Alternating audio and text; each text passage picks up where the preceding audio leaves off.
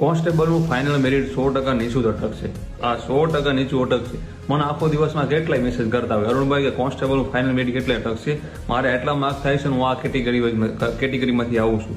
આવા રોજાના દુનિયાના મેસેજ આવતા હોય છે મને. પણ એક વસ્તુ તમે યાદ રાખજો કે તમે જે પણ કેટેગરીમાં આવતા હોય, તમારા મિત્ર સર્કલમાં કોઈ એકથી 2 એક્ઝામ પાસ કરી હોય, એ લોકોને તમારે નર્મ અપીલ કરવાની છે, ભાઈ તમે આ ડીવીમાં ટૂંકમાં કોન્સ્ટેબલમાં ડીવી ન કરાવતા, તમે ડીવી નહીં કરાવો, જેથી કોઈ બીજાને નોકરી મળશે. કેમ કે મને રોજાના આ બાબતે બહુ મેસેજ આવે, કરુણભાઈ તમે આ બાબતે વિડીયો બનાવો, ઓપ્ટ આઉટ બાબતે વિડીયો બનાવો, ઓપ્ટ આઉટ બાબતે વિડીયો બનાવો.